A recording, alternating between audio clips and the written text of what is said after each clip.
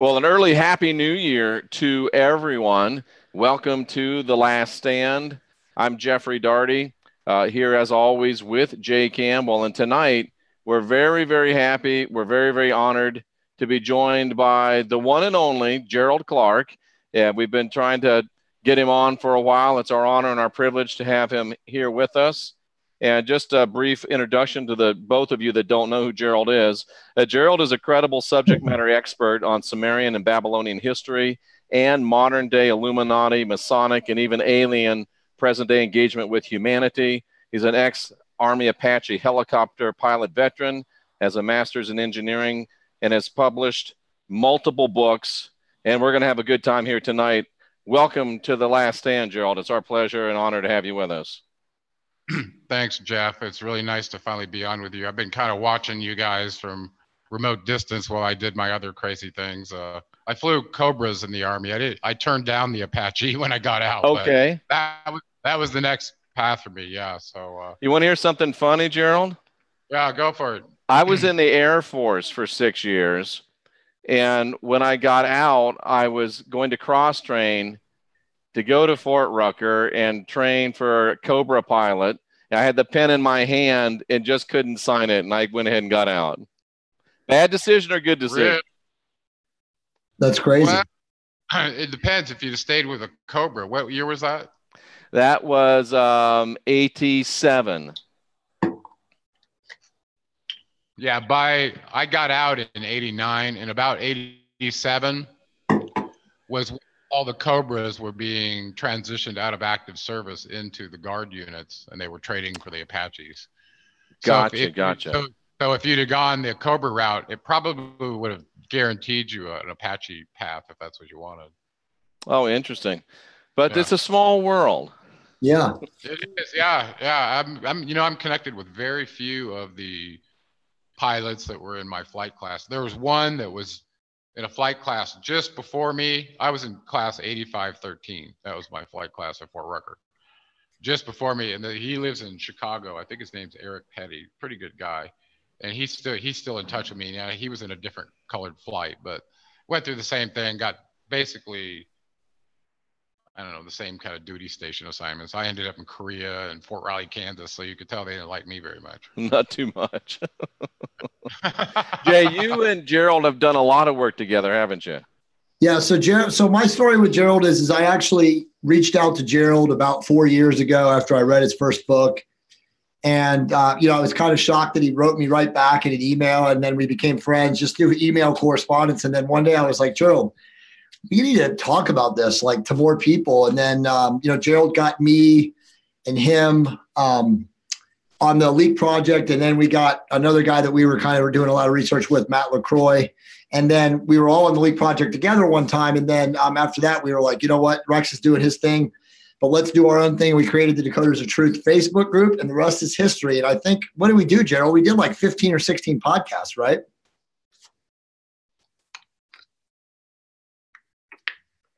Oh, did his modem go down? Looks like Gerald might be frozen, or either that or he's really thinking over that question that you gave him. But you did several podcasts together, huh, Jay? Yeah, we did. So I know he'll log back on. He's probably having bandwidth issues, but yeah, we did, and they were phenomenal. And they're, if you go back and look at them, and I haven't looked at them in a while, but they each have like more than 25,000 video views. I mean, they were really, really good. And I think they came at the right place at the right time. I think as consciousness was really starting to expand in 2014. Excellent. Yeah, it's right when the group launched, or it might have been actually 2015. I think it might have been 2015. But yeah, and I think they all stand the test of time. We talk about a lot of the stuff that you and I talk about now. Excellent. Does Gerald have a particular subject that is his in his wheelhouse, or is he very broad based? No, dude, he's broad based, man. He's one of the smartest people I think I've ever met in my life. I mean, really, honestly, he can talk about a lot of things. Last night we talked about everything too. So hopefully we get him back. Absolutely. I was posting in the social medias. Has he talked in the past about how, I guess, the integration of some of the figures in the Abrahamic religions compared with the figures in the other schools of thought? Oh yeah. Oh yeah. Yeah. He's done so much stuff. Like he did like 2 or 3 podcasts with the guy that wrote the Vatican scholar, and his name escapes me right now. Bellino. Yeah. Mauro Bellino. Yeah. And like how that correlates to the Sumerian, the Akkadian, and then obviously with the historical, the King James Bible and stuff. So that was actually an amazing podcast. I think that guy died. Is that correct? I'm not sure, Jay. I never really got too much into that fellow. Again, one of my big weaknesses is I don't watch enough other stuff because I'm have my head down making podcasts. So unfortunately, I don't really get into that too much. Yeah, no. If should we leave him up or should I drop him off and have him come back? I would drop him off. Yeah, let's go ahead and do that. And then we can just continue to converse. Oh, he already dropped off himself. I didn't do that, so he's probably trying to come back in. Yeah.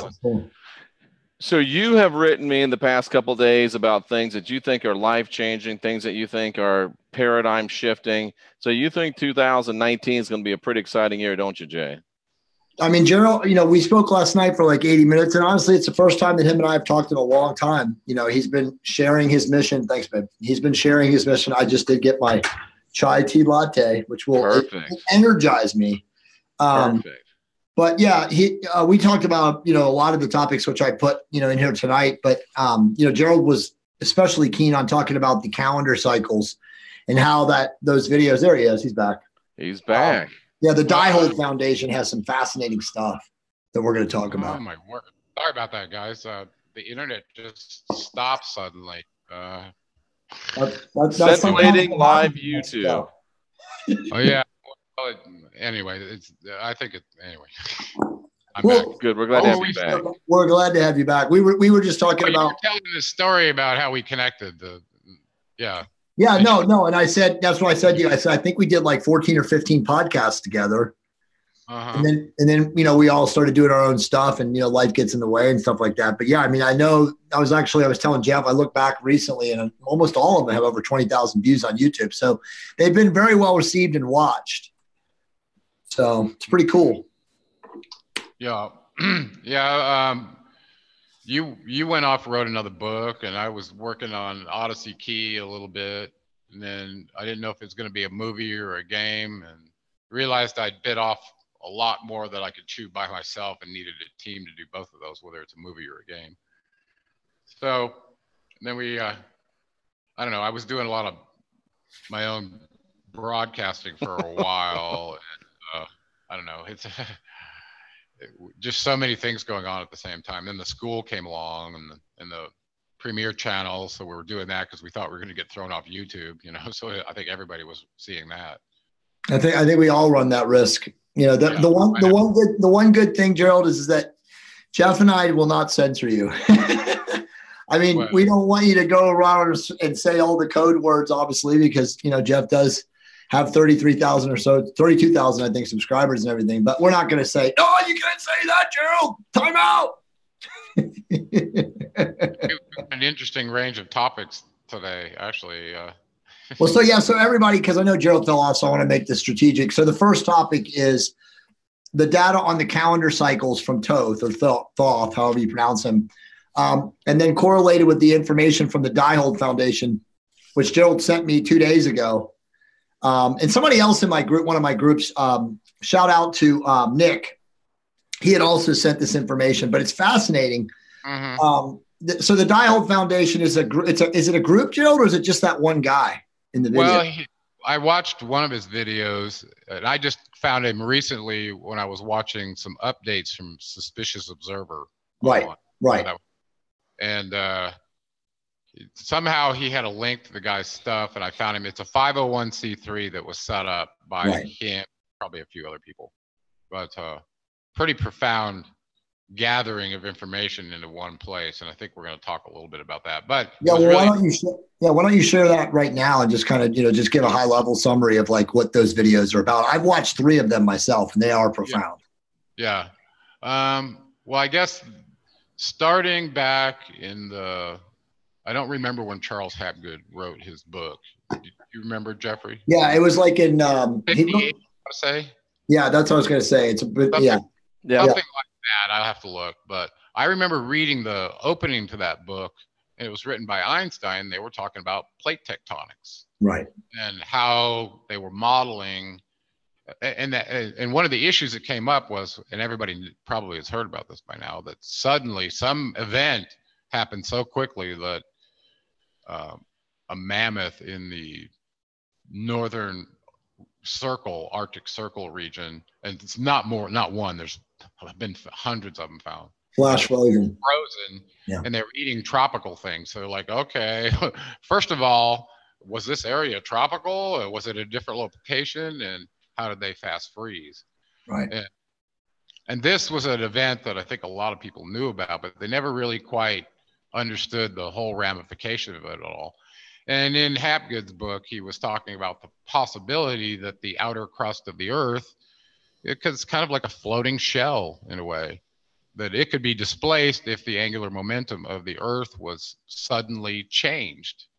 Okay, the middle wouldn't change that much, but the surface would, depending on the severity of the displacement from its polar axis. And so, these brainiacs are having a thought experiment talking about this, and one thing led to another, and I discovered a book. It was called Adam and Eve. Yeah. It was Hapgood's book was 58, by the way. Yeah. 50. Yeah. It was only about, I don't know, 64 pages, and it was about, I don't remember the year it was written. It was early, maybe the 50s, 60s. I'll have to go look. And the one about the Earth's crust was 1958. That was the Hapgood book. The Hapgood book. You're talking about the Adam and Eve book. Yeah, the Adam and Eve book. Oh, okay. 69. Is that right, Jay? Something like that? Yeah, it's actually on Amazon. Yes, that's correct. Well, it's a big conspiracy thing because some of the pages got removed. It got classified, okay, not available to the public. And a lot of people were wondering why. So if you put the two and two together from what Diehold Institute did and what they were talking about in this book, and what we know about the periodicity of the magnetic pole changing, not only locations as it drifts around, okay, but also the fact that in lots of different methods that they used, everything from looking at the magnetite alignment for various ages to say, okay, we had pole changes. In other words, by the right-hand rule in electricity, if you have a wire, let me just explain this. If you have a wire, let me get in front of the camera. You got a wire and you take your right hand and wrap it around that wire, your thumb will point in the direction. If that's the direction the electrons are flowing, the magnetic field will rotate in the direction that your hand wraps around that wire. Okay. So now apply that to the Earth. Okay. You've got a spherical body that's rotating on an axis. Okay. And we know the electrical current actually flows from the opposite of what the poles are. You'd think it would go north to south, but that's how we read the compass. It actually flows, the electrons flow from the south to the north. Oh, okay. Really? So when your needle aligns with them, it's because it's made out of magnetized material that aligns with that magnetic field. Okay. And you can, they can put the north or south on whichever end of the pointer they want. But the point is, look at the rotation of the Earth. The Earth is rotating on its axis about 23.5 degrees, something like that, tilted. Okay. And it's rotating counterclockwise, which tells you right there the magnetic flux is rotating in that direction as well. And the current is flowing, south to north, creating a loop. Okay. That's basically what we've been able to model with the Earth. And you can measure this.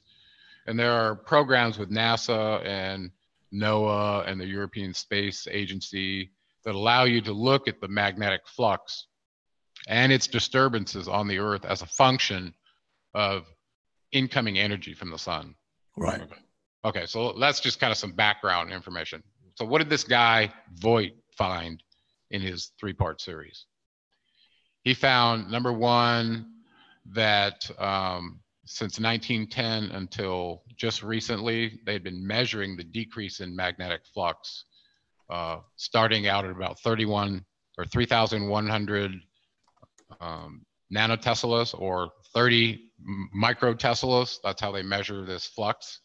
Right. In 1910, which had decreased over 2,100 nanoteslas from that period. The reason that's important, well, this is what the data was reported, okay? That doesn't mean all of it was true. So we've had a decrease in the magnetic flux that's been continuing progressively since 1910. Does it decrease at a steady rate, Gerald? Well, that's what they thought. They thought it was linear at first, okay? And it turned out that the last 5 to 7 years of the data that he had accessed, and he discusses this, that another agency had done a similar study, and they found out it wasn't linear, that as of so many decades past, that it was decreasing at 5% per decade. Not, wow. Yeah. So here's the bottom line, that what Voigt found. He found that through his past discoveries, by looking at flood events, ice cores, crystallized particles that are ejected from the sun that have no bubbles in them, like glass. It looks like glass. They found it on the moon and several other planets. They know something happens with the sun periodically that seems to affect the magnetic field. So there's a direct correlation between solar energy, the magnetic flux of the Earth, and its rotation speed, the most important part. Why does that matter? That matters because if you're going to launch a intercontinental ballistic missile and send it into, you know, the ionosphere or whatever level you choose, then bring it back in, you've got to know the exact rotation of the Earth or you're going to miss your target.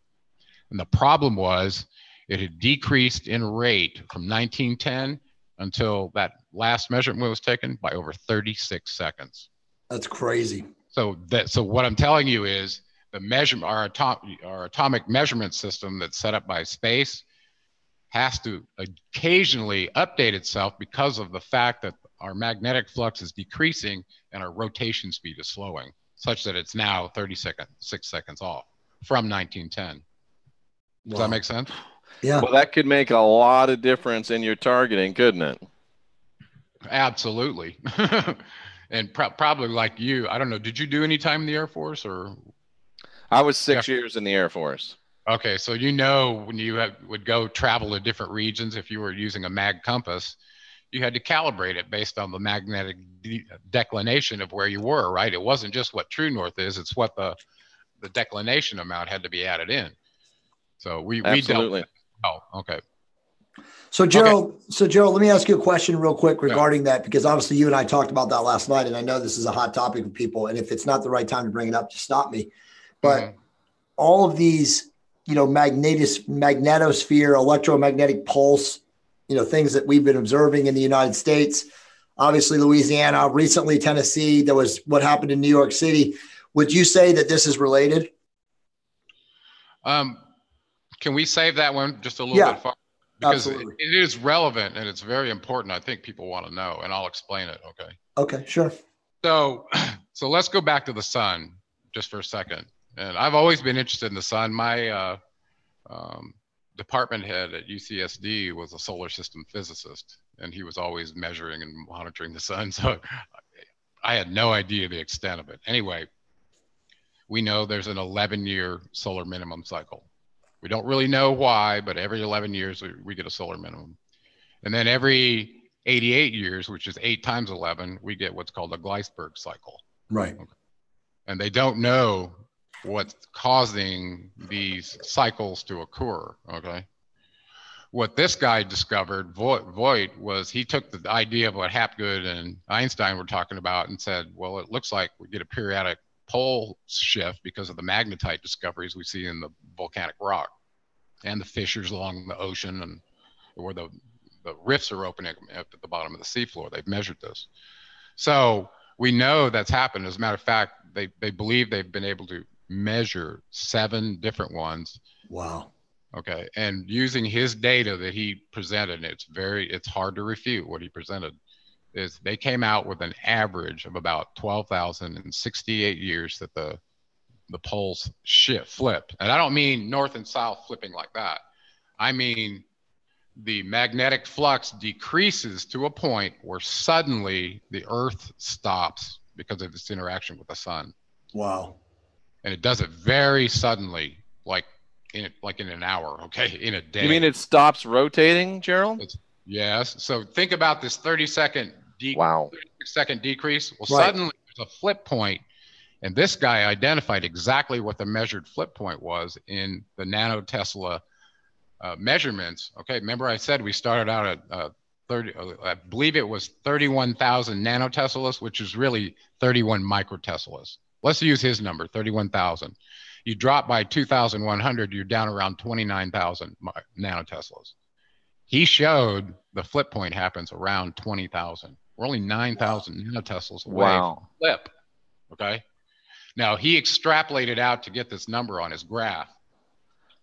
And when I saw this, I thought, well, that prediction, if that's true, that doesn't happen until 2048, according to his numbers, which is exactly 12,068 years of this repetitive cycle. And I thought to myself, okay, so we don't know what the 11-year solar minimum cycle is caused by. We don't know what the Gleisberg cycle is caused by.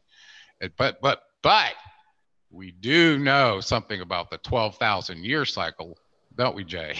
Yeah. And that's eerily reminiscent of the Bible talking about 1,260 days. I know there's a zero missing, but the numbers correlate a lot. So we could actually, it's amazing to me that you can get an idea of the time frame. You can't know the day or the hour, but you know the season when these things are right. We know when the last ice age occurred and when it ended, which was almost exactly 12,000 years ago. It was. It's funny, Gerald. Go ahead, Jay. No, I was just going to say, it's funny that you're talking about that because, as you guys know, it's like YouTube is like reading our thoughts and understanding. And something last night after you and I talked was served to me by David Wilcock and Graham Hancock, of all people. And they talked about the Younger Dryas period. Yeah, the Younger Dryas. So this is the period. They say it started. Now, this is the lie, okay? They said it started 11 million years ago and went all the way up to,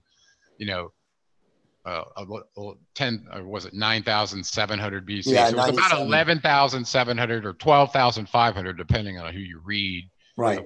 This last event was. Okay, well, this Diebold Institute. Diebold or Diebold? It's Diebold with an H. Diebold, and his name is Voigt. Okay, excellent presentation, by the way. And we got to give him credit for what he did here because he really did a fantastic thing. Anyway, so he found 7 periods that basically came out to 12,000 years when this pole flipped. Okay, and he knew based on this correlation of the solar energy with the magnetic flux that now we have a way to measure this and we know when it's going to happen. Okay, that's what they did not want known to the public. Right. That showed up in this book, Adam and Eve, in 1969, which now you can get. But apparently, Rex just got a copy of it, by the way. And by the way, I just ordered one too. It was for $64, and then I found one for $15, but I don't get it until like January 15th or something like that. So, what's the full name of the book? Adam and Eve. Okay. And is it too early for me to ask what happens when the Earth stops? Okay, so you want the gory details. Well, the gory details are all listed, okay? And, and every time this kind of thing comes up, everybody starts, thinking about survival. And right. Let's put that off and just say right now that if you're seeking universal consciousness, it doesn't make a damn where you're located. Find that first. Right. Because this ain't worth saving. Trust me. Absolutely. The meat modem, baby. Trying to get it on the highest peak, digging a hole, all that. You're living in fear because you don't understand how this whole thing works. Okay, so that said, I don't want to scare people, but this is what the real data shows. Okay, where do we start? Let's start with America on the West Coast. Okay, so me, Jay Campbell. Jay will be right there in his travel trailer, just like Woody Harrelson in 2012, on the beach. It's here. No, I'm ready. So the Earth is spinning at approximately 1,000 miles per hour. Okay, approximately. The water on the surface has reached homeostasis, where it's not being displaced from the basins because the rotation is relatively smooth and it happens every 24 hours, right? Right. Okay. if suddenly the magnetic flux point of 20,000 nanoteslas is reached, and there's a mechanism, a magnetic field interaction with the sun, where suddenly, and we don't know why, actually we do, it reverses. So when it suddenly stops, okay, it was going 1,000 miles an hour. Say it took 3 hours to stop, I don't know, and it slowed down to 800 miles an hour, okay, whatever. The gradient from the time it was going to full speed to stop, let's say it took 3 hours. It didn't happen like that. Even so, the oceans of the planet are going to continue in the motion direction that it was rotating when it stopped. Right. Ah, that's right. Just like a pan of water that you stick on the back of your vehicle. Maybe it's 6 inches deep. If you throw it on the back of your truck, right, and you drive real slow and it's level and you never go around a corner too fast, that water will stay in its basin. Yeah. But if you get going 25 miles an hour or so, and say the pan is stuck to the truck so it doesn't go flying, if it stops, all the water is going to come out. Yeah. No different than what we're talking about here. Okay, so let's do the analysis of what Voigt did. The Pacific Ocean is about 2 miles deep. That's about 10,000 feet of water. And it spans from the West Coast all the way over to Europe. It's huge. It's way wider than the United States by many factors, okay? Well, if you stopped a spinning ball that was going 1,000 miles an hour, and everything on the surface of it is going to continue moving if it can, and the water will. So what he showed in his charts were rivers carved by the water, leaving the entire basin of the ocean, going onto the continental shelf, and we're just talking Pacific right now. 10,000 feet of water, 2 miles high, will cover the entire United States, coast to coast. And it'll only take 12 hours to do it. And there'll still be lots of water left in the Pacific that backed up against itself, ready to come on shore. So it'll go on for quite a while. After a period of time, which looks like about a day or so, a day and a half, the Earth will slowly begin rotating in the opposite direction, which causes the current flow to go in the opposite direction by the right-hand rule, and the magnetic flux will go in the other direction. That's what we see recorded in the rocks. Right. Okay, in magnetite. This is what he said, okay? Well, at that point, the water that was displaced across the continental shelves, covering everything that in the United States, he mentioned Pikes Peak would be the only survivable spot. If you could survive an 800 mile to 1,000 mile hour wind that will precede that water. Wow. It'll destroy all life on the surface, okay? Just the wind and the water alone. And if that's not enough for you, the sun-facing side, which we didn't talk about, is what happens. The sun goes through a micronova. Okay, it's like pouring fuel on the sun. It goes to its next energy state, comes back, and it releases a massive pulse in all directions. It doesn't turn into a supernova, but it does this cyclically every 12,000 years. Well, our whole solar system passes through the galactic center approximately every 12,000 years. Exactly. Sinusoidal direction. Actually, it's not doing it. The Milky Way galaxy is wobbling just like our Earth is. And as that ecliptic plane of the galaxy wobbles up and down, it takes everything and wobbles it through that galactic center where all the debris and radiation are. So that's where our sun gets perturbed and has a micronova, according to the data. And this is fascinating stuff. I am on the edge of my seat. Well, I mentioned this long ago in the Mayan fifth sun and ascension time. The Mayans knew this. They were counting down to our passage to the galactic center for this very reason. It creates a new sun, the fifth one. Okay? Right. Well, so if a sun novas and we're this close to it, as small as we are, everything on the facing side of the Earth will be completely fried instantly. Right. Even the oceans will be evaporated. That's how hot. Yeah. There will be no surviving for at least a third of the side of the Earth from it facing the sun that hits the nova of that expanding field, that radiation, that energy. It's very hot. Gerald, the Vedic texts talk about all this too. They've decoded all this as well. Right. And the interesting thing that Voigt did is he took it one step further and said, well, by Boyle's law, which is the law that deals with gases expanding, okay, right, physics, if that were to happen and you superheated this side of the atmosphere, it would expand very rapidly, okay, and get hot. Well, the other side of the planet, it was shielded from that energy, will be at its normal atmospheric pressure and temperature, and it'll try to reach homeostasis with that mass that just got hit by the sun on the other side. Right. So you're going to hear a sucking sound from that side of that low pressure reaching high pressure, or high pressure going to low pressure.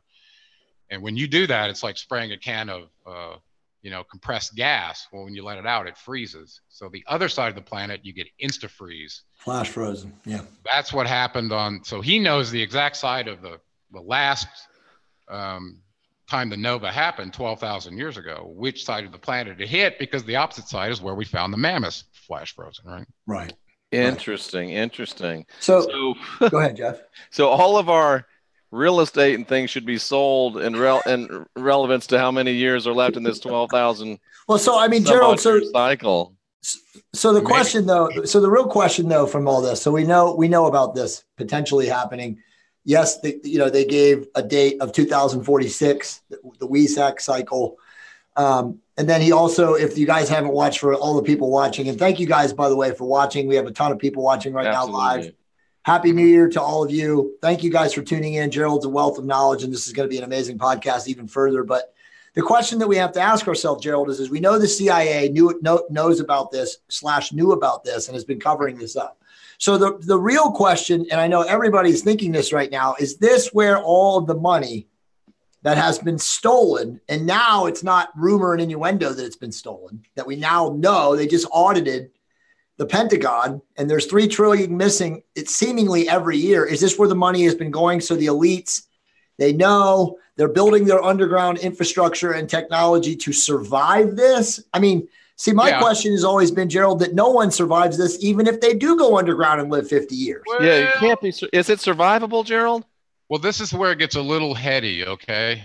Yeah. And yes, you're right. That's where the money's going. That covers multiple purposes, these underground bases that are all over the world. They're not just everywhere. Yeah. Okay. If you had a nuclear war, these ones same thing. Be environmental change, some uprising where you need a safe place and whatever. Okay. There's lots of reasons why they do it. And they did it all through history as well. And the Anunnaki, the people in Turkey did it. Yeah.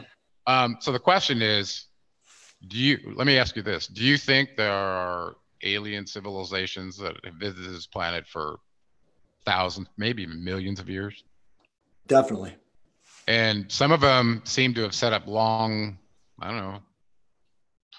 outposts on this planet where they probably went through one or more of these cycles. So I think they have the technology to be underground and probably live very comfortably and endure these cycles, but I don't think we can conceive of it until we see it and go, I could never live underground in a dark, they could have cavernous mega cities underneath there that give you the feeling that, in an artificial light that makes you feel like you're really out, in a Garden of Eden. I have no idea, but I think it's possible. So, and I think how long do you think someone would have to be under there to survive this event and be able to come back to the surface when things were hundreds of years, probably. Probably hundreds. Let's correlate a couple things. The Mayan calendar clearly counted down to, Ian Lungold said October 2011, and many other people said December, winter solstice 2012, that was the beginning of the perturbations for the new fifth sun. Okay. It was because the sun is getting close to the galactic center where it gets fuel poured on it, and it might change quanta, which is energy states. Okay. It's very much like laser material. You can pump current into a laser diode, and what happens is it changes. If you get enough electrons in there and the current influx, basically the material can't take only so much, and it reaches a threshold where then it jumps its valence shell electrons to the next shell. Okay. But when you take that current away, they drop back down, and in that dropping down, it releases energy, photons, things like that. Well, the sun, when it gets perturbed and does a micronova to a new energy level and then drops back down, that's when it does this big boom release. And they've got more than a dozen of them that are nova systems that are, have exploded, and they're at various stages of explosion, so they can see the diameter, whether it goes east to west, or polar, They have lots of them at NASA. You can look these up.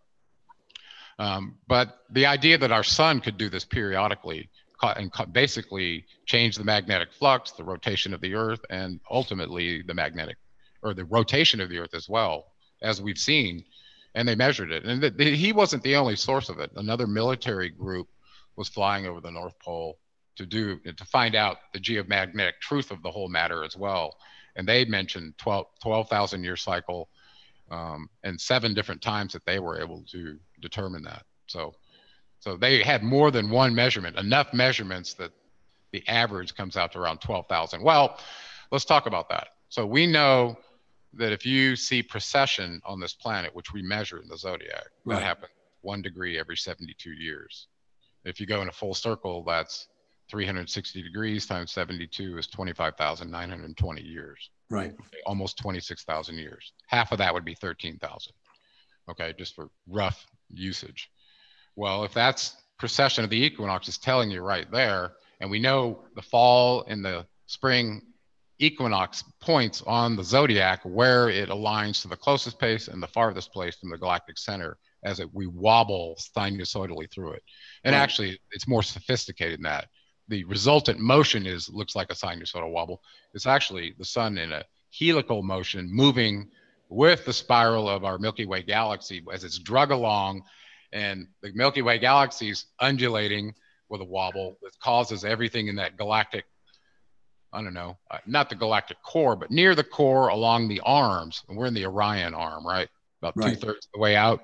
So we're being drugged around in a circle and wobbling up and down through that galactic plane. That doesn't mean the center of the Milky Way galaxy. That's where the black hole is. We're 2/3 away toward the edge of it, but we're being spun on one of the arms, okay?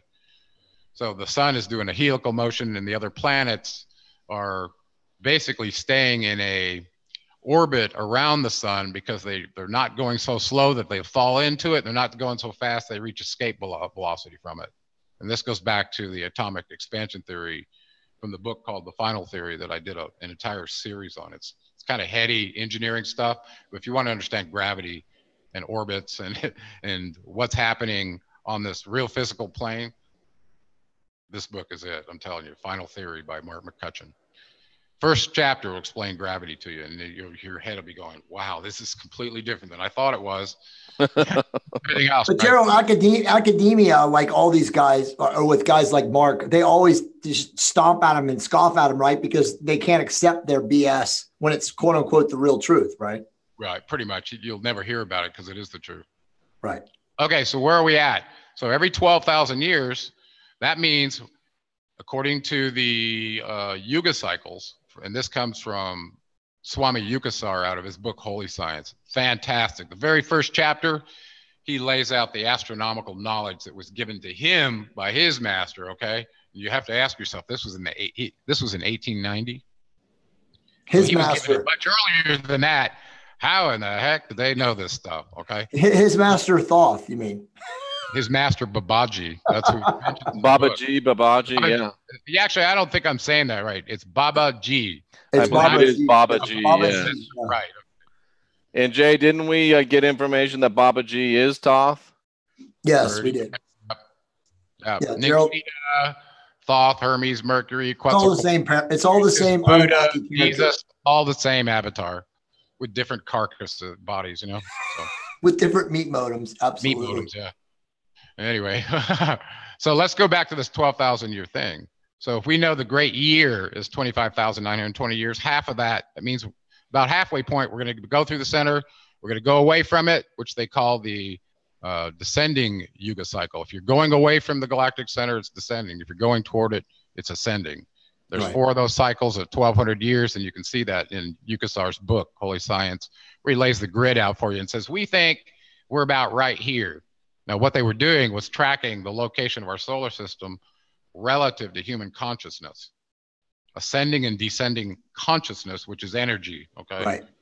So if you're going through the galactic center or equator, you're probably going through electron clouds that are interacting with your human energy body. And who really knows what the extent of that could be, you know, whether you get radiated and fried, or you turn into light and bust out of that meat. That's actually a great thought, Gerald. That's You're a right. great Who's point. to say that that's not the ascensional process right there when the sun pulses us? Well, this goes back to, for folks that haven't seen my Mind, Fist, Sun and Ascension timing thing, there's some deep stuff in there tied in with atomic expansion theory relative to what the sun does when it micronovas. It changes all life. The frequency of light in the electromagnetic spectrum regulates all life. So if it changes, everything else is going to change, even if it's just for an instant, okay? When the sun blasts out like this, it moves the planets in their current orbit further out away from them from the impulse shock. But at the same time, it accommodates the brightened luminance that we've been measuring, okay? The sun increases in its output strength, and you've been seeing that, right? So the distance that it naturally creates by the size and the geometry of the planet coincides with the distance that it gets moved out and the luminosity increased from the sun. But because of that, there's a concept of the expansion theory that it has to do with, okay, so all matter, according to science, is expanding. Right. It means that density is changing too. Right. Okay, density is related to mass and volume, okay, and it's just distribution. Well, if you know that it's happening at a constant rate, which the atomic expanding theory identified exactly, then if you knew what the density of something was, then all you have to do is change that density to something less dense previous, or more, no, it'd be more dense previous. Yeah, so the density has to be decreasing, right? No, it's increasing. It's increasing? No. Okay. Density would be decreasing if volume. Okay. Right. That's right. Right. The density would be it'd be more dense first. Right. And then as it expands, it becomes less dense. Well, if that's happening at a known rate, guess what you can do? You can go back and forth in time using that. Right. So if you know the density of the molecular structure of a human being is A, and I want to make it A prime to go in the future, and A negative prime to go backwards, all you got to do is figure out how to expose that meat modem to a frequency that changes your density, and you've traveled in time. Which I think they were actually kind of showing us or tipping their hand in the movie Interstellar in some ways. Right. Because Gerald, would you actually go back in time physically to that time where you're matching the density? That's right. But you have to be of the density of the beings that were at that time during that expansion rate in order to be able to interact with them. Would there be any return? Higher density beings are ones that can interact with us, but we can't see them, right? For this very reason. You mean the ones that have 10 times our IQ, Gerald? Yeah, those ones. So you could go back, but you couldn't interact. You'd be the proverbial fly on the wall. No, you could. If you took on the same density of a meat modem at a previous point in time, you could interact. Absolutely. Yes, you could. Fascinating. Yeah. That's how, and as a matter of fact, that's a whole nother set of documents that have been released that are declassified. But, wow. Yeah, all this stuff that you thought was woo-woo stuff about the energy body, time travel that shows up in movies. It's all cipher. It's always been a cipher. It's all hard science. Let's talk about what Thoth said about cycles. He talked about all of them being just repeating cycles, and he referred to these over and over. So the idea of getting used to a wobble in a system, creating time in a cycle, that's just a relative thing that we use to measure things. But the reality is, I want to get to this discussion about this MK Ultra document. And we're gonna get there. We're gonna get there. Well, Gerald, before we get there, let me just ask one question. We'll shut this part of the conversation down. Okay. I think most people understand where we're at. Do you believe that the elites who are building everything underground do know within, and I know everything is variable, but do you believe that they do have a finite understanding of the exact, say within 30 days, moment in time that this is going to happen? Yeah, it's worse than that, Jay. Okay. If you can do something that changes the magnetic flux of the Earth and it's already pretty close, guess what you could do? Yeah, they can use CERN. Go ahead and trigger it early. They can engineer it with CERN, right? The Hadron Collider. Yeah. So CERN has been shown to be creating a magnetic flux around the globe that's stronger than what the Earth is generating. Think about that. Okay, so it could be used for good or ill. Imagine. That's what I was just going to ask. Is it possible that they may engineer it to save us?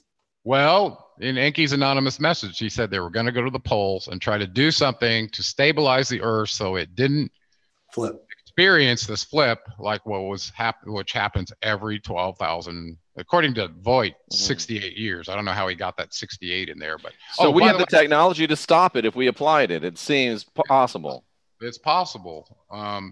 It's possible. I don't know what happens though when you put the Earth in a disjoint relationship with the atomic sun. Is it going to be how could it? You'd have to leave that system on all the time until the next cycle for it to flip around. That's 12,000 years. You can't. How are you going to do that? So, well, Gerald, Gerald, I don't even think that's possible. All you could do though, Jeffrey, is if you knew the time from the flip point at 20,000 nanoteslas when the Earth stops, if you knew how to slow that down, like creating ABS brakes, right? You don't stop suddenly, okay? But if you stop gradually, guess what? All the oceans won't spill out of the basin. That's right. So you can keep that water in that pod in the back of the truck. That's right. If you can make it a slow turn instead of an abrupt. And you can decrease those surface winds down from a maximum of 1,000 miles an hour to maybe, a Category 5 hurricane. It's still going to cause damage, but it's not going to, destroy absolutely everything. And if you could do all this, then if you had underground facilities, you'd be very, very comfortable and hopeful of a return to the surface. That's right. That's right. Wow. Yeah. And I think we just decoded it right there. I think we might have. I think that's ongoing, and that's according to Enki's anonymous message that they said they were going to be attempting to do. All right. So here's what I want to say about Dieholtz's prediction to 2048. This is assuming that the averages that they took came out to 12,068 years exactly. Okay. Right. The reality is that this is not accounting for the full great year, which is 25,920 years. So what we saw from the Yuga cycles in ascending and descending, there's 12,000 going up, 12,000 going down. And the difference is when we're actually in the galactic center. They didn't talk about that. Okay. And that's over 1,000 years. Right. That's where all the energy and the debris from the galactic equator is present to help our sun possibly go supernova this time. It might got to not micronova, but maybe one of these times it's going to get enough fuel poured on it, enough material, or it will go supernova, or it'll burn out and become a brown dwarf or a red dwarf. Right? That's what they do. Yeah, that is what they do. Well, Gerald, one question, and we'll jump into the next topic. And I know Jeffrey no. Did we close this out okay for you? Because it's not no. It's just like, wow, that's a lot of information. I mean, I think that was very clear. I think everybody understands. It's very clear, but there's just so much data there, and there's so much data that we know about. It's staggering that there's this idea that it's unknowable. There's this idea that we're so overwhelmed by it. But really, if we can stop and slow and apply ourselves and quit watching Kim Kardashian's ass, we can figure it all out. Well, let's talk just a little bit more about that. And I think this event that happened in New York and Kansas, yeah, that's what I was going to go with it. That's what I was going to bridge. Has a lot to do with what we're seeing, okay? Because the question is, as it's getting closer and closer to the galactic center, it's getting fuel. It's already there, and it's going to probably start getting perturbed, okay? And start increasing in its luminosity. Are you guys there? Yeah. Yes. You guys there? Okay. Yes. And so you can monitor this using online tools if they're true. We're not sure if they are. But if that magnetic flux has been decreasing by 5% per decade, not the linear rate that was shown, we don't know that the 29,000 is actually true. We could already almost be there. Okay. Because now if we look at what's happening on the deviations in magnetic flux on the surface of the planet, there's a correlation between these solar flares, if you will, or solar magnetic storms that then disrupt the Earth's magnetosphere. Right. This is measured, and they can show this to you on maps, and there's online sites you can go look at this. I was looking at one the other day on the 27th of December. And this happened to be the day that another, I don't know, substation or power plant seemed to have a problem suddenly, and it was arcing a blue light up into the Manhattan area that could be seen 40 miles away. Pretty serious, okay? The first story was, oh, this is a blown transformer.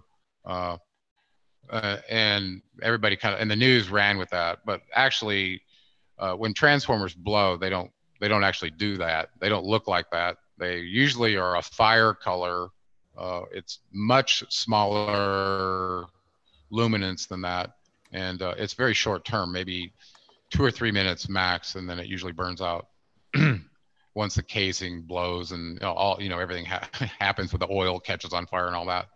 So, but, you know, you could have a substation problem as a result of a geomagnetic storm. And we know this, like you were talking about with the Carrington event.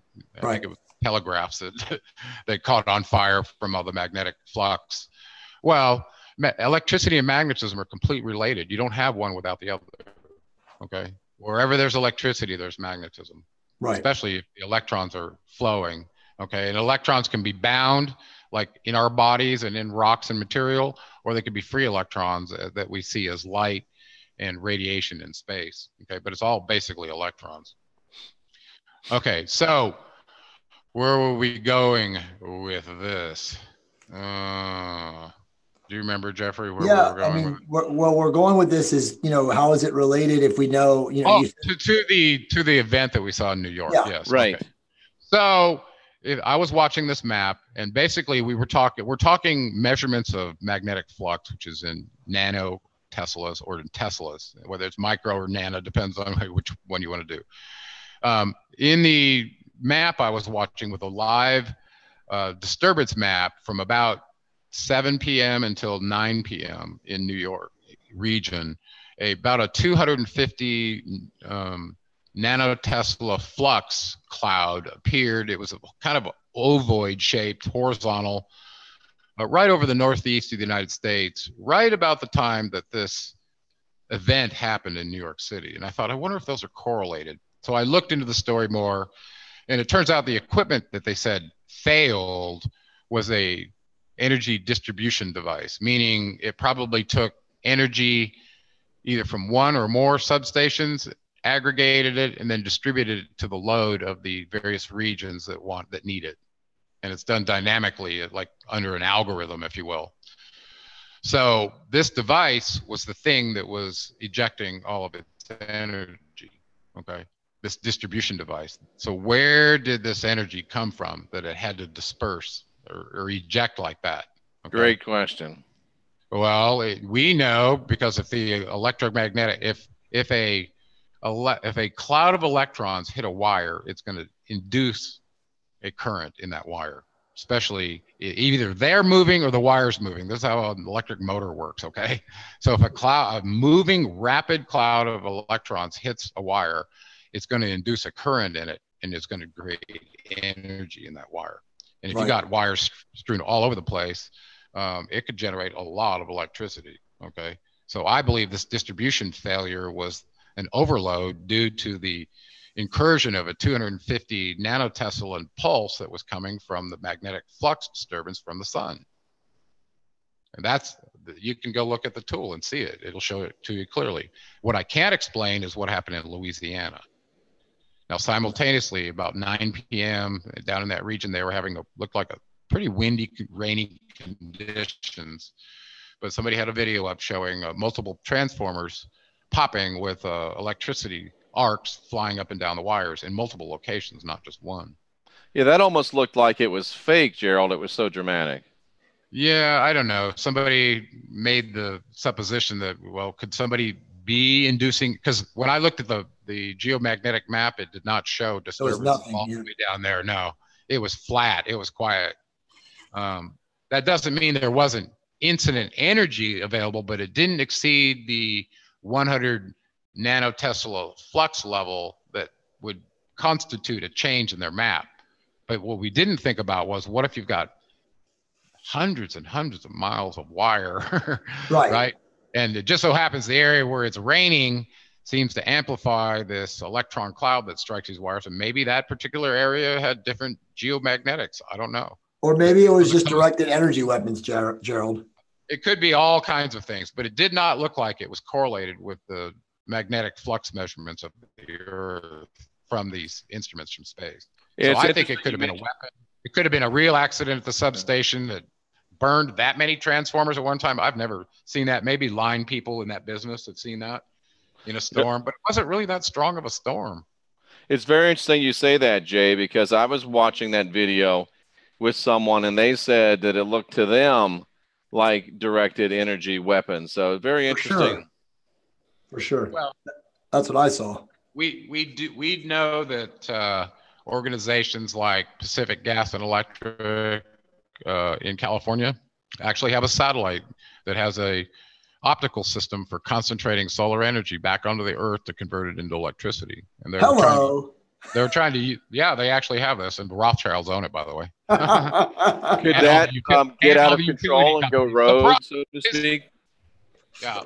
So it turns out that the receiver station for that is up in the Northern California area where Paradise was. Yeah, a lot of fires in that region. Yeah. But if that, think back to Greece when they used to take the lighthouse and they'd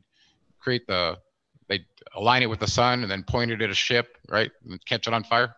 It's no different. It's the same thing. No, it's really not. Concentration of solar energy could be very strong. So, but I think it's a good idea to create energy, but it could also be anything that could be good could also be turned into bad. You guys know that. So you guys that are in the Dakotas of Truth, and of course we'll put these links up after this video is over. And by the way, it's a profound video. If you are watching this, please hit the like, smash the like. We know that YouTube blocks our likes, but it just hit the like. Gerald, before we jump into the paper from the CIA on mapping human consciousness, the Gateway Experience, did you want to comment just briefly on what you were talking about with me last night with the U.S. border, with the changes that they just made with the U.S. border?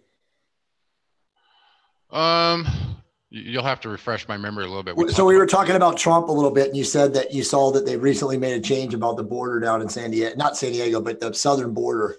Yeah. How it related to the sealed indictments. If you don't remember, it's no big deal. We can just move. Well, I do, but it's a kind of speculative stuff. But there's something going on worldwide. Clearly, some forces are pushing us toward a World War III, and you can see that. Right. And there are other forces that seem to be trying to play the opposite dipole of that, and wake us up and expose us to things. And one of those, for me, first of all, as a I don't know, I guess I'm a prior American now, an expat. The fact that our monetary system has been under the control of a private organization that's doing our money. Since 1913. Since 1913. Listen, as soon as you know that, I can't even imagine why anybody even wants to participate anymore. Because they're in service to self.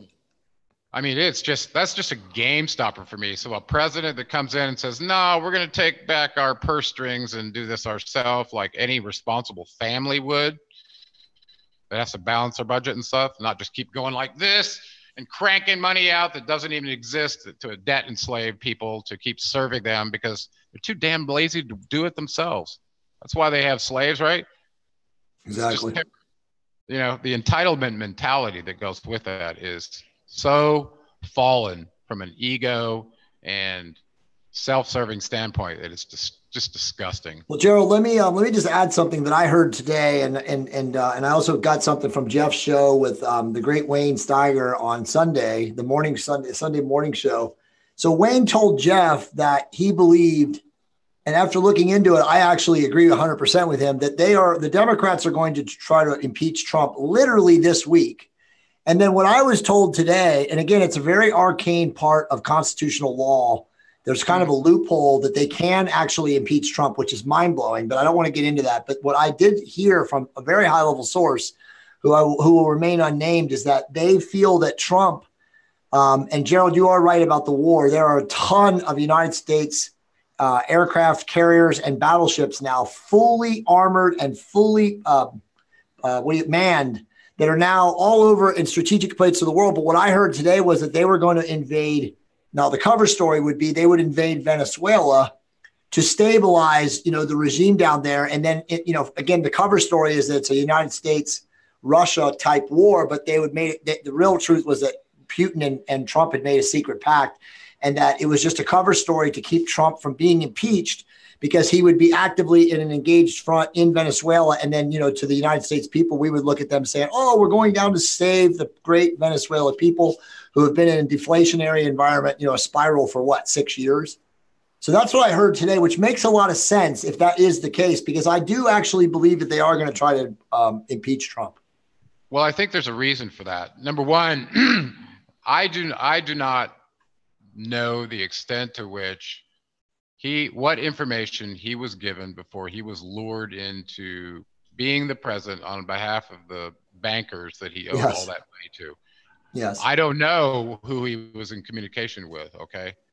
And I think the only reason they wanted him as a president, groomed him on The Apprentice so that he knew how to act in front of people. Actors make the best president. They probably MK Ultra'd him too. Yeah, well, at this point, I think the real thing that they wanted from him was a good Chev Goy who would give them the third temple. That's a good Goy. Gerald, you won't believe this, but it wasn't maybe a week ago that I made a video espousing the exact theory that you just stated. Thank you, Jeff. Now they've got it right, even though we know about all the documents and that led to the foundation of the quote-unquote state of Israel, all the way back to the Balfour Agreement, okay, that nobody agreed to except them. You didn't hear that anybody in the region agreed to it, right? So anyway, not to get sidetracked, but I think that's what he was there for. And so you've got people with all this money that like playing, PSYOP games with the public to keep them confused. And at the same time, they're basically have so much money that they can engineer prophecy. Right. They can make prophecy come true. So they script it and then they fulfill it, Gerald. Right. That's right. So there's also a timing thing that Jay brings up that's odd. There was an executive order issued that talked about civilians serving on a court-martial board, UCMJ board, as of January 1st. Right. Now that kind of caught my attention. That's very unusual. The military has their own judge advocate general department, and they have people that can serve on court-martial boards. Yeah, I've never heard of civilians being in a UCMJ proceeding. No, this is unusual. So that caught my attention. And Gerald and I have been under the purvey of the UCMJ in our lives. Yeah, lock, key, and shackle. That's right. Yeah, you think civilian law is bad. Now add UCMJ on top of that, plus you're still susceptible to civil law. I mean, it's a double shackle whammy, right? Ooh. So Gerald, what is your just real quick brief opinion on how that does tie into the sealed indictments, if at all? Well, if there were sealed indictments and they were aimed at the right people, it would be on the basis of subversion.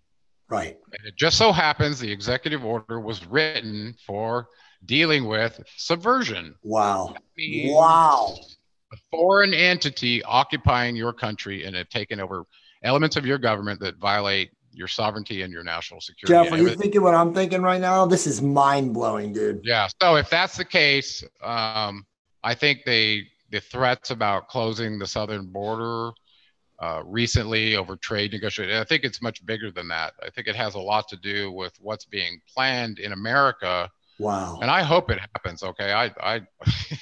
I gave up a long time ago, but I hope it does happen, that there is a force like the one that would oppose the slave system that's put in place to actually start taking it apart, taking those shackles off. The first one that would have to happen for me to believe it would be to eliminate a private bank that's loaning money to everybody, and that would be the Federal Reserve. And by the way, the guy that wrote the Declaration of Independence said that a central bank is more dangerous than a standing army. Of course.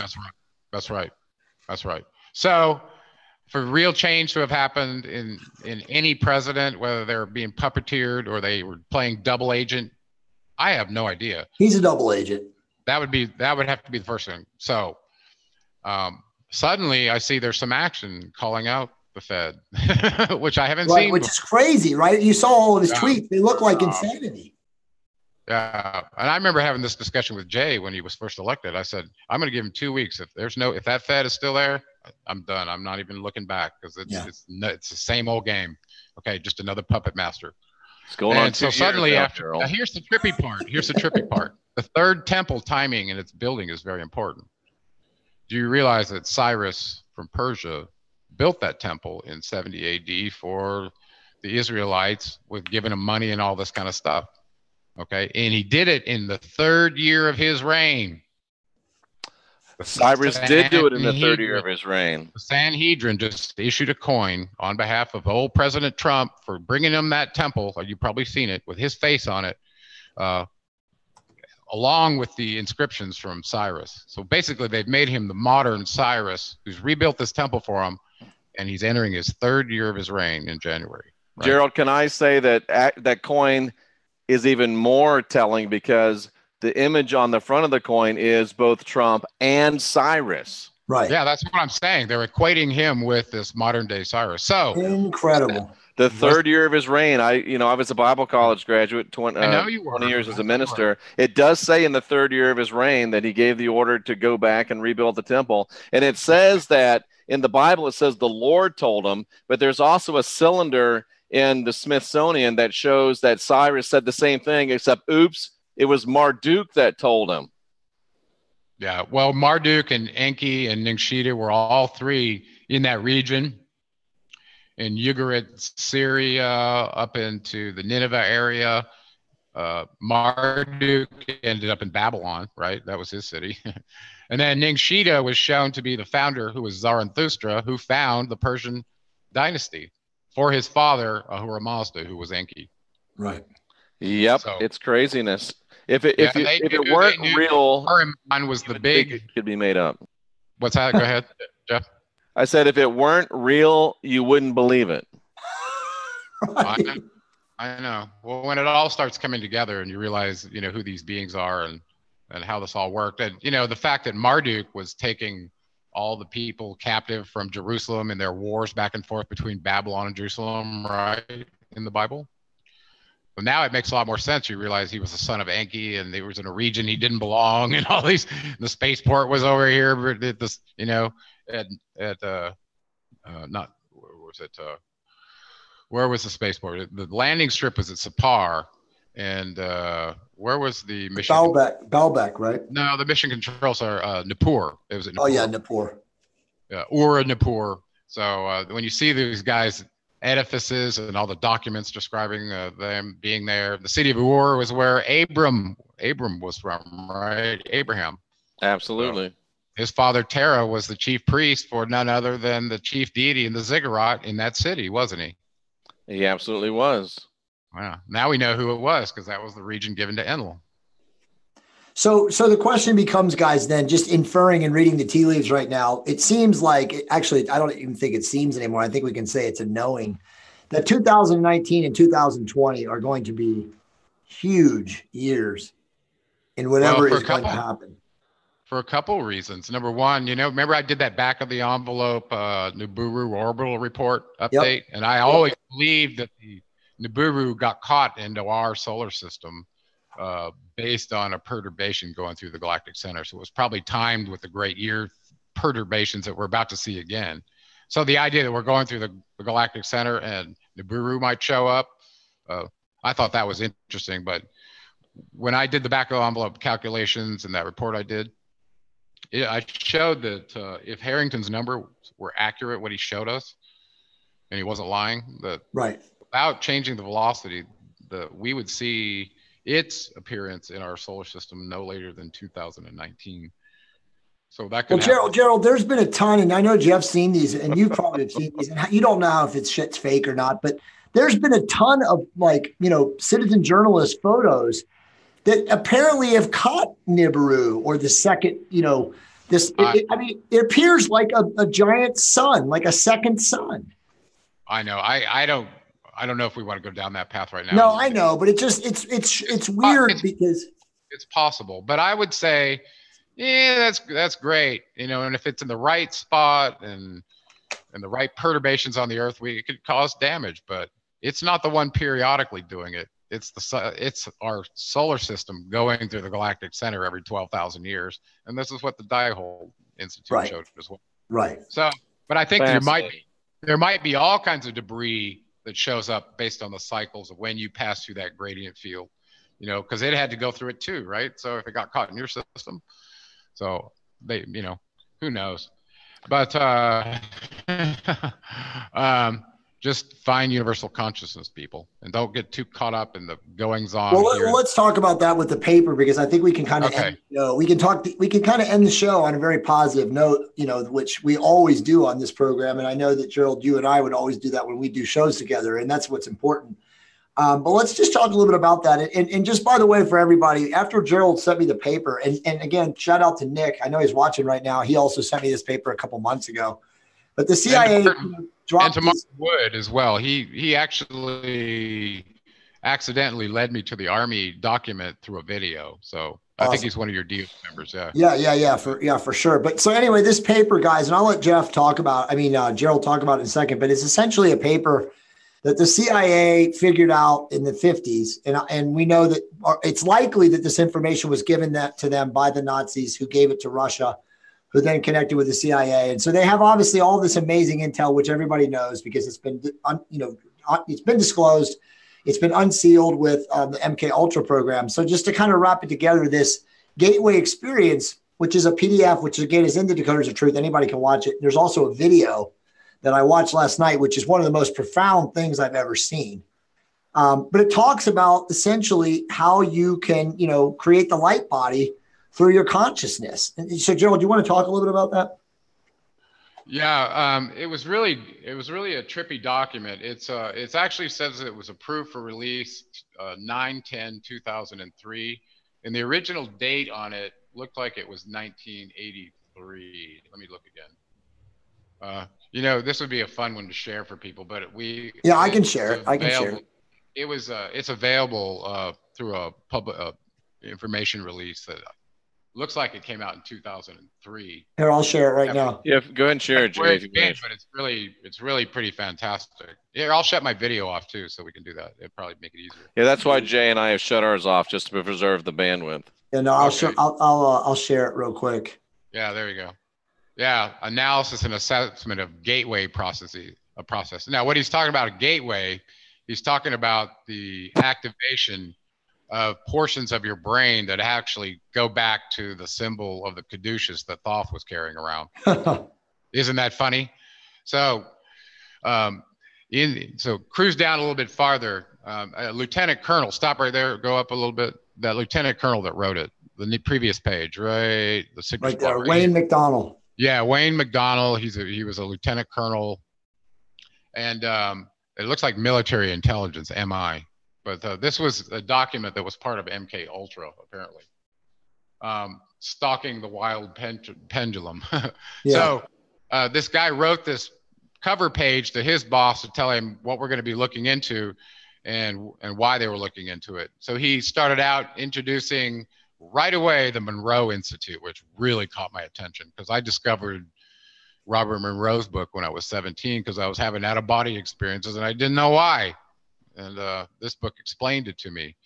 And in the Monroe Institute, they teach a technique that basically allows the brain waves to be at a certain state that simulates the borderland dream state where your mind's awake but your body's asleep, and you can have this experience, and they'll hook you up and record it for you too. I mean, it's pretty fascinating, but there's ways, and they even teach in the book how to do this. It's actually not very difficult. It just takes practice, like everything else. Yeah, it's practice for sure. Right. So they developed a set of audio frequencies. They're binaural frequencies that can cause the brain to entrain from anywhere to 4 to 7 hertz. Okay, this has been known for a long time.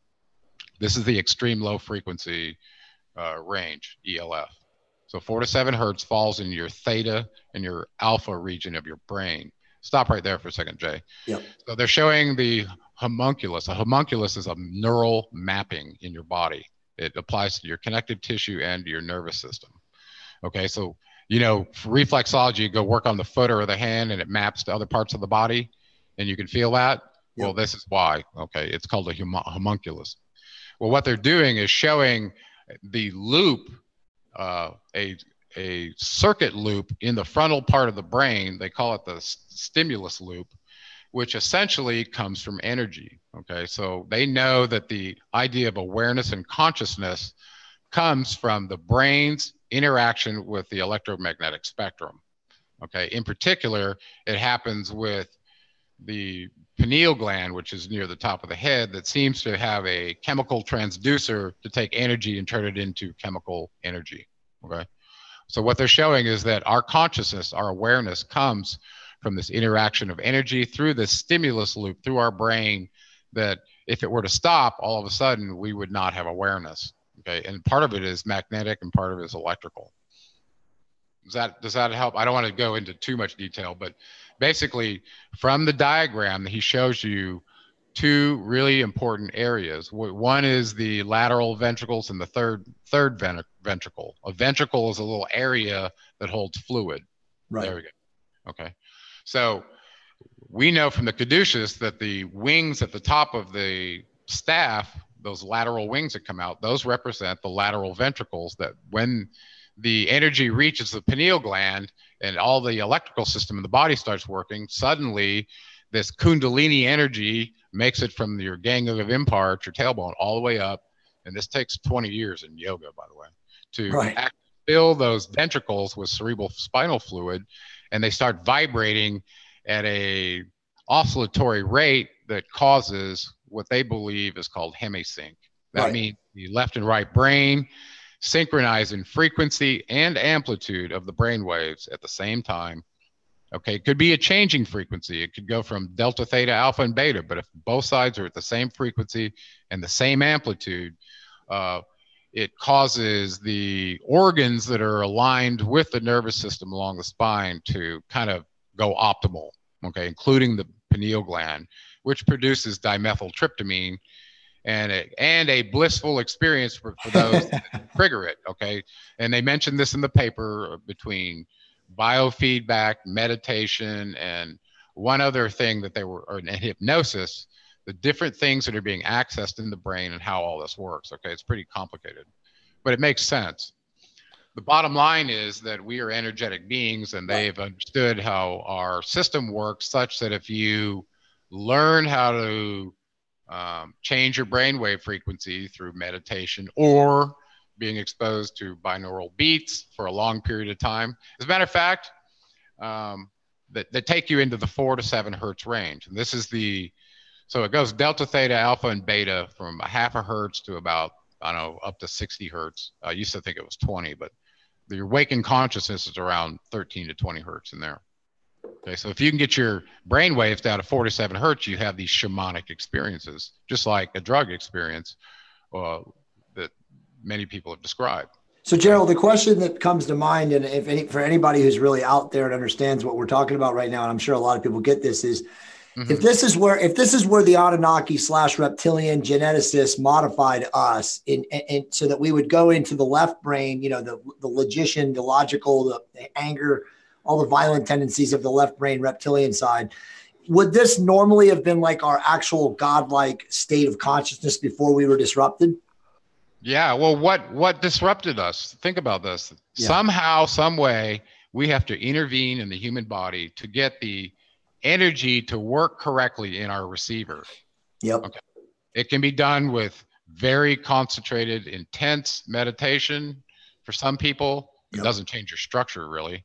Some people think it does, but I beg to differ. Yeah. It can be done with advanced yoga techniques, but it's going to take you a long time. And they were talking in the article about the time it takes to cause this gateway experience, okay? Basically, gateway is the Hemi-Sync of the two sides of the brain, and all that fluid shows up in the lateral and the third ventricle. Okay? Right. That's basically what it is. And we know that in the Monroe Institute, they found that that particular frequency, when you achieve that, is where you can actually think and leave your body, okay, in an out-of-body experience with your full consciousness. And this is what I experienced as well. And I didn't know anything about Monroe Institute when this was happening to me time after time after time when I was younger. Anyway, so what I want to say about that is in their gateway experience, they start talking about the normal human experience and then the experience that's possible once the Hemi-Sync occurs. And they talk about the elimination of time, seeing in the past and the future, all these things that the remote viewing of the military and all these military intelligence and MK Ultra type organizations were interested in this kind of stuff. Right. Okay. And it was written by this lieutenant colonel who was apparently a trained scientist, because it was very well written. What did you think? Actually, there was a book mentioned by Bentov in this article as well that looks really fantastic. And then another guy by Lee Sanella entitled Kundalini Psychosis or Transcendence. And he talks about these standing acoustical waves that alter your rhythm and your frequency when you reach the state, okay? And in short, what it looks like, this closed loop system in your brain is, when you trigger the energy up to that point, it's a closed loop stimulus pleasure loop in your brain that already exists there. Right. Okay. Right. That's what it is. But at that point, in this blissful state that you find, you also have the access to these higher capabilities that they're talking about, you know, through the gateway. Okay. Multi-dimensional travel, being able to tap. And this was the trippy part for me. They had separated the energy that he said, basically there's no such thing as solid matter, which I totally agree with. But he said the energy that's bound in molecular form, like you and I and trees and rocks, is different than the energy that is unbound, okay, that's free energy. And this unmanifested energy has the potential to become any matter of any type in the grand holographic scheme of things from the crater wall. They didn't call it the crater wall, but they used very similar terms, okay? That universal energy from the crater wall, whatever that is, that's unmanifested, he said that is what holds the intelligence of all those who meld back into it at death. Okay, you still maintain an individual energy identity somehow that goes into the collective. Right. And I thought that was pretty trippy. But that's the experience of having out of body, is you fully have your consciousness and you still feel individualized, even though you feel fully connected to all life, because you are. Right. Well, yeah, Gerald. So just to back up on that, and I was looking at a comment and it just fragmented my thought process. But I wanted just to say that there is a profound video that you gave me last night for people who don't want to read that book, that paper, because it does talk some advanced concepts that basically breaks them down in very, very lay terms. And I just shared it in the group. So you guys should definitely bookmark that video. I sent it to Jeff last night. I told him to watch it, but you could watch that video. Monica even watched that video, because it's literally, they're pretty much telling you that the law of attraction, guys, is 100% true. Yeah. Yeah. You manifest your own reality. Yes. There's a couple of things I wanted to say about the human body, though. I think I shared a video with you recently about the hidden teachings of Jesus. Yes. And before you say anything, you guys, I sent that to Jeffrey last night too. I cannot believe that I had never seen that last night. I'll share that video with you guys too. The comments in that video are some of the most profound teachings that I have ever read in my entire life. And I have read over 600 books on these topics. Yeah, well, it is. And actually, I have to say, from my experience as a structural integrator going through some pretty crazy changes relating to the gravity field, what he wrote in that, or what he put in that video, was quite accurate. Yes.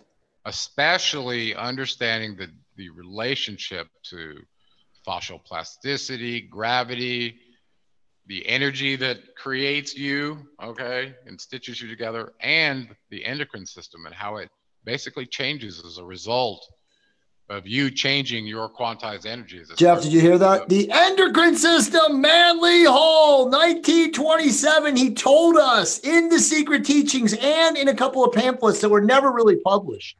Yeah. Why do you think the transhumanists, which we talk about on every show, Gerald, and you and I talked about 3.5 years ago, why do you think they are attacking every aspect of our environment to suppress our endocrine system, to make us slaves?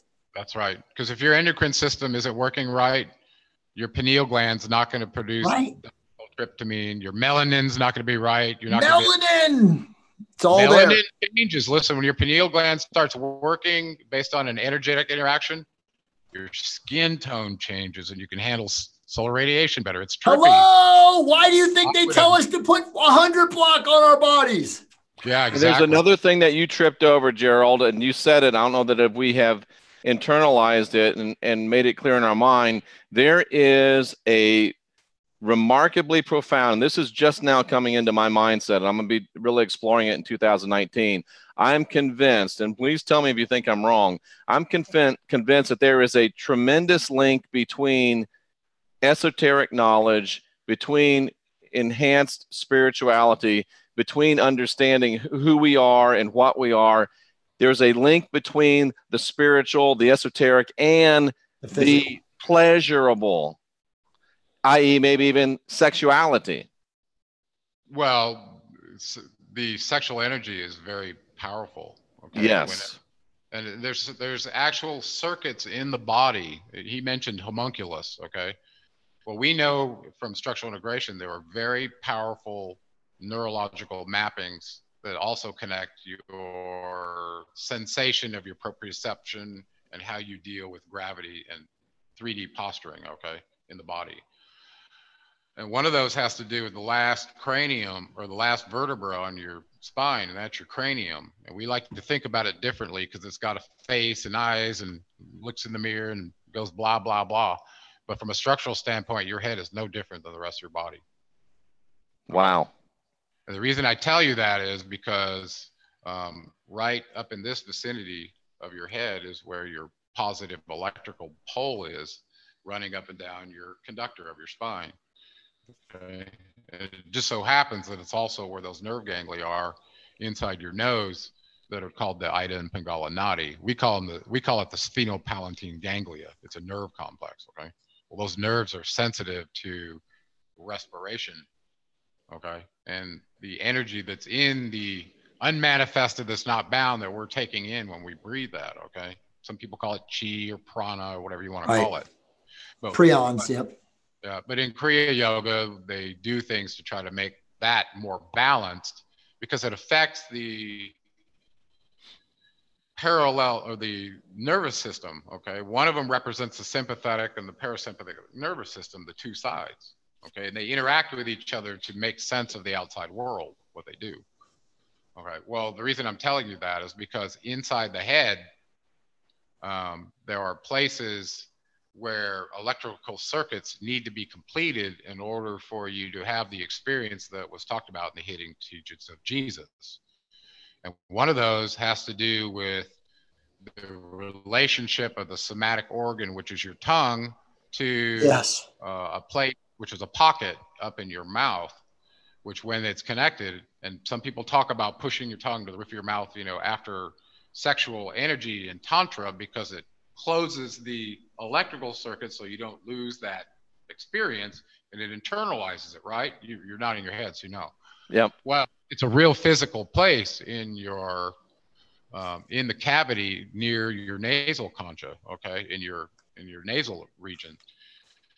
And so in structural integration and in the teachings of yoga, ultimately what happens is that by completing that circuit, you can create this closed loop pleasure center inside your head, essentially, which is the stimulus that goes through the sensors, the receivers, and then creates a sensation that we're aware in reflective consciousness. Okay, this is what they're modeling in that paper, which I think is quite accurate, by the way.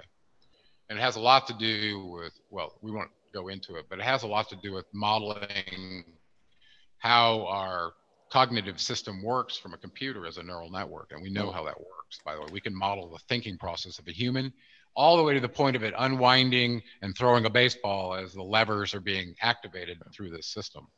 Gerald, maybe that's the true Ouroboros. I don't know, but I think this paper clearly leads one to believe from a scientific standpoint that what we're talking about in the body is really scientific. And when it gets to the point, if you can get your energy to activate your final chakra and have this gateway experience, right? Basically, you've now overcome time. And this Absolutely. is exactly what Monroe Institute found. And same with Thoth's teachings. He talks about when you leave your body, turn it a 90-degree angle relative to this place that you're rising up to.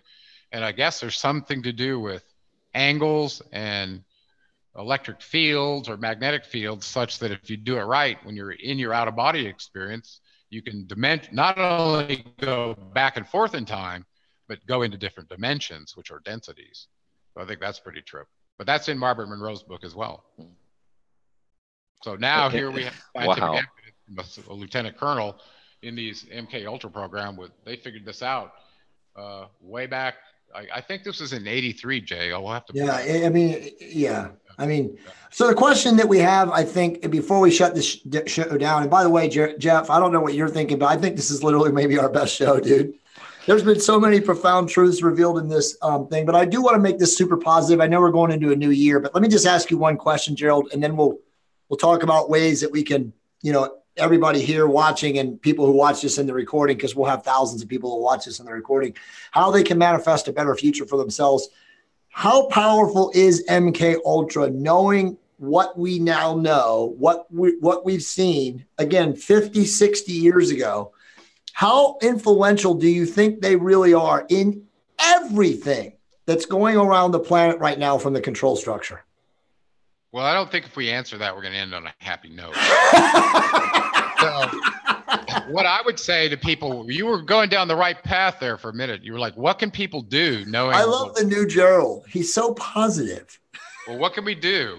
All we can do is talk about what we did for ourselves and our experience, right? I agree. Go ahead. Tell us. You go first.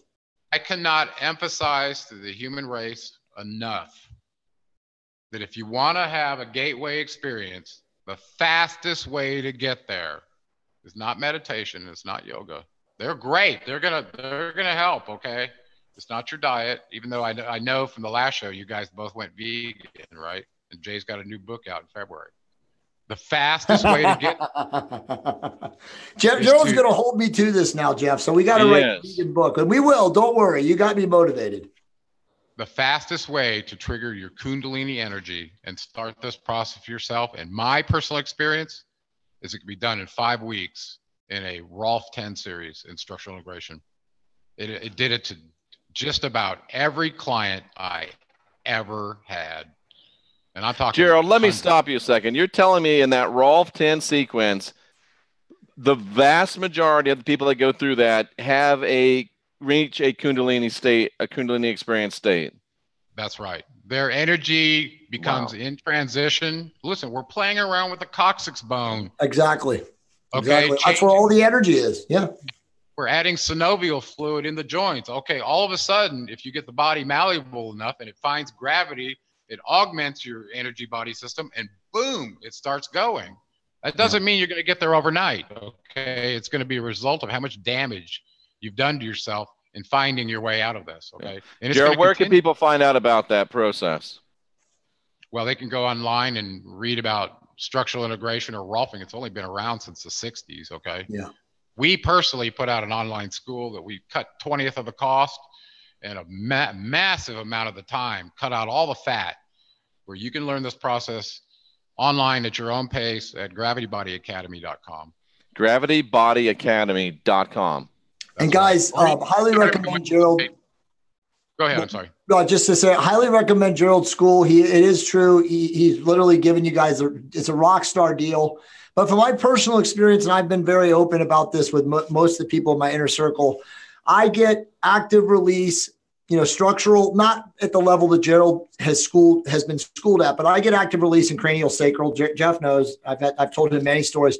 Every single time I come out of this, and I don't do it enough. I do it once a month. She's kind of far away from where Monica and I live now, but and Monica does it with me.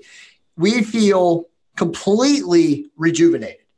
Not just from a physical standpoint, because as Gerald will tell you, your fascia has been, basically I can't even think of the word for it right now, but you just basically are just completely re-energized. But my therapist also does cranial sacral. So she's doing energy work and she's removing negative energy and attachments and all those other things. But there's nothing more important than having this kind of work done on yourself regularly. There's no doubt about it. Structure is function, is energy. Right. Period.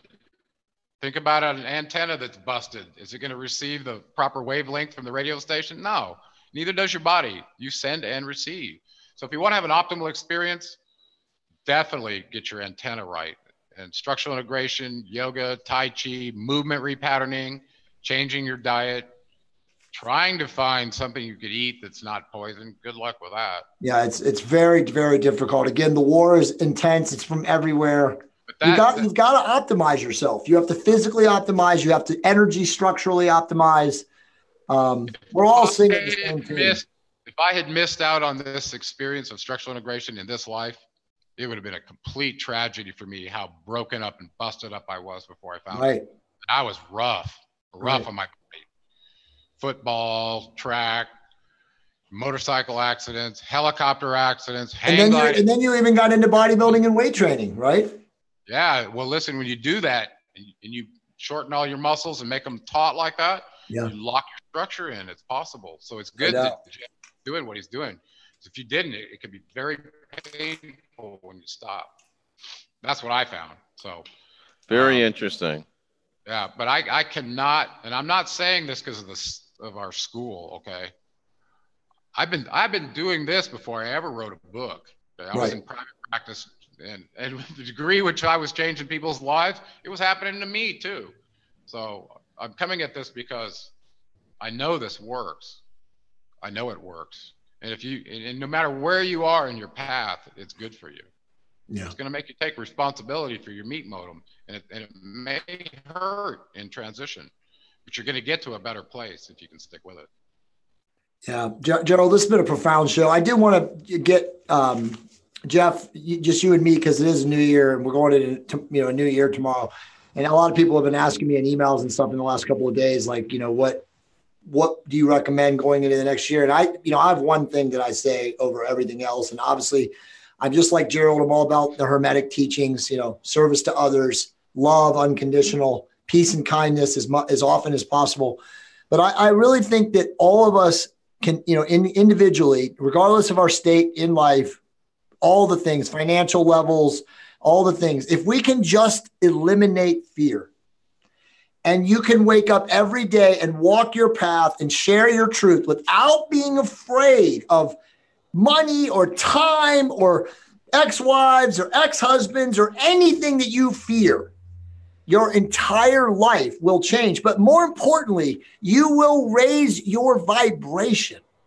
And then that vibration will help others to raise their vibration, because you will be a beacon in other people's lives. And I know Gerald, and I know Jeff knows this.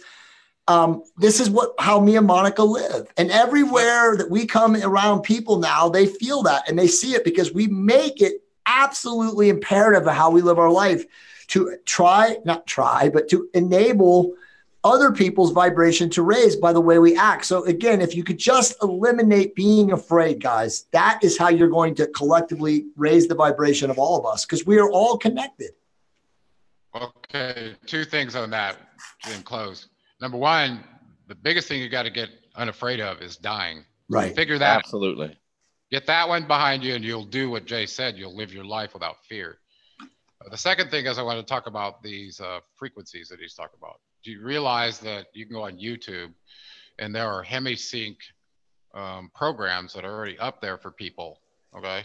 I shared the one you gave me, Gerald, with everybody. And listen, it takes time to expose you. I've had this little mind modulator device for 2000, and I don't know, the year 2000. It's like 18 years old. It basically puts in binaural beats at various brain waves to let you go into a heightened state if you want alpha, or shamanic state if you want to have out of body, blah, blah, blah. And ultimately, after a while, you get to recognize these brainwave states and the characteristics that go with them. Okay. So they exist. The Monroe Institute has a couple sets that are free on YouTube. They're titled Hemi-Sync, and you can look those up. But basically, it's using an entrainment algorithm of 2 different frequencies out of phase, and at different frequencies that use the mixing effect to cause an entrainment of a primitive organ in your brain to put your brain at that frequency. All right, that's how it works. And it's effective. And, they've discovered, even in this paper, they talked about it. You could be in a vehicle that's traveling across country for a long period of time, and it might be squeaking a certain frequency. Well, if it falls in the 4 to 7 hertz range, guess what? It could wake up your Kundalini energy.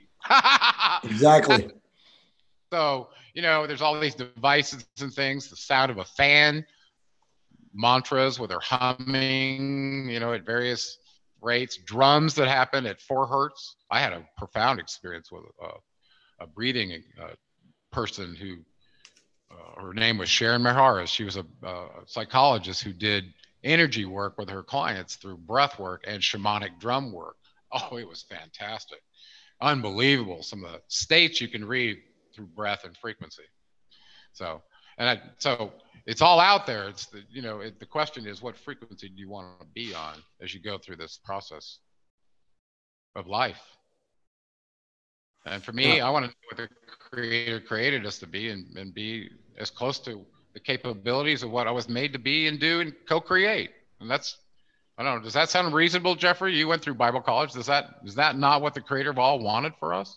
Well, that's not what religion wants for us, but that's certainly what the Creator of all wants for us. And the one thing that I take away from this program, very, very motivated, very, very excited, that if you really, truly want to get to this place that we're talking about, there's lots of technology, there's lots of methodologies out there that you can use to get to this place that we all want to be. And we all know that this new year it's a false paradigm. It's not really the end of a year, the beginning of a year. I mean, who starts a new year in the winter? But we can still use this mindset and use this paradigm to say, you know what? I'm going to start and I'm going to make a change in my life. I'm going to move out of fear. I'm going to move into belief. And I'm personally going to take my own challenge that I'm going to set aside everything I think I know and open myself up to possibilities like I never have before for this year. Yeah. Yeah. Well, here's something you can do if you really want to do that. It's the language of manifestation. And you can say this to yourself or in front of your friends or whatever. Say, who I am is the possibility of possibilities. And the act that I'm giving up is that I'm in control. I'm going to get out of my own way. Absolutely. Profound. Thoughts do become things, and I am living proof of the last 4 years of my life that I've manifested every single thing that has happened to me in my reality. And it's true. Any one of us, any person watching this podcast or watching this recording has this ability. Just to add something to what Gerald just said, and it's kind of just beyond it. We have all of the power by the words that we use. The language that we speak, when it's positive and the vibrational rate of spin increases, we attract, again, the waveform energetic constructs into our life that creates the manifestation. It's incredible. So just be careful and cautious in how you speak. Absolutely. We talk about the law of attraction. What we say is going to come back to us. But what it really breaks down to, and this is one that I haven't heard anybody talk about before, it's the law of affection. What do you really have affection for? What do you really want? That's what's going to come into your life, because that's what you're putting out. Gerald, one more time, tell us where people can get in touch with you and your profound work.